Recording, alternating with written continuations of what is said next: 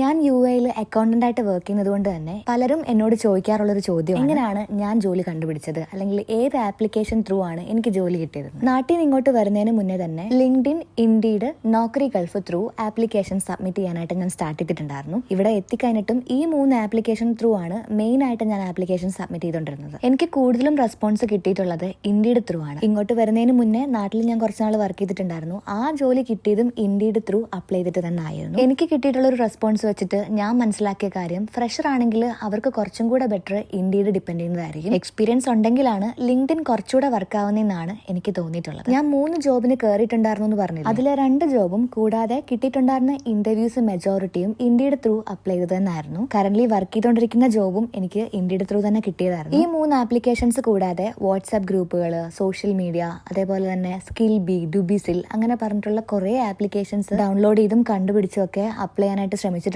പക്ഷേ ഡ്യൂബിസിലും സ്കിൽ ബിയിലും ഒക്കെ കുറേ ഫേക്ക് ആയിട്ടുള്ള ഓപ്പർച്യൂണിറ്റീസും കാണാൻ തുടങ്ങിയതുകൊണ്ട് തന്നെ കുറച്ചൊന്ന് അനലൈസ് ചെയ്തതിനു ശേഷം മാത്രമായിരുന്നു അതുവഴി അപ്ലൈ ചെയ്യുന്നത്. മേ ബി നിങ്ങൾക്ക് അറിയായിരിക്കും, ഇവിടെ കുറേ ഫേക്ക് ആയിട്ടുള്ള കൺസൾട്ടൻസീസ് ഉണ്ട്. അങ്ങനെ പൈസ പോകാനുള്ള സാധ്യതയൊക്കെ ഉണ്ട്, സ്കാംസ് ഒക്കെ ഉണ്ട്. അതൊക്കെ എങ്ങനെയാണ് ഞാൻ മനസ്സിലാക്കിയിരുന്നത് എന്നുള്ള ഒരു ലോങ് വീഡിയോ ഓൾറെഡി യൂട്യൂബിൽ അപ്ലോഡ് ചെയ്തിട്ടുണ്ട്. വേണ്ടവർക്ക് ആ വീഡിയോ ചെക്ക് ചെയ്ത് നോക്കാം. ലിങ്ക് ഞാൻ താഴെ കൊടുത്തിട്ടുണ്ട്. പിന്നെ ലിങ്ക്ഡിനിലും ഇൻഡീഡിലും ഏത് ആപ്ലിക്കേഷനിലും ഞാനൊരു പോസ്റ്റ് വേക്കൻസി കണ്ടാലും ആ പർട്ടിക്കുലർ ആപ്ലിക്കേഷനിലൂടെ മാത്രം ആയിരുന്നില്ല ആ പോസ്റ്റിലേക്ക് അപ്ലൈ ചെയ്യുന്നത്. കമ്പനിയുടെ പേര് ഗൂഗിളിൽ കയറി സെർച്ച് ചെയ്തെടുത്ത് അവരുടെ മെയിൽ ID-യിലേക്കും ഞാൻ എൻ്റെ CV അയച്ചു കൊടുക്കുമായിരുന്നു. ഏതൊക്കെ രീതിയിൽ CV എനിക്ക് അവരിലേക്ക് എത്തിക്കാൻ പറ്റുമോ ആ വഴിയൊക്കെ നോക്കി ഞാൻ എൻ്റെ CV അയക്കുമായിരുന്നു.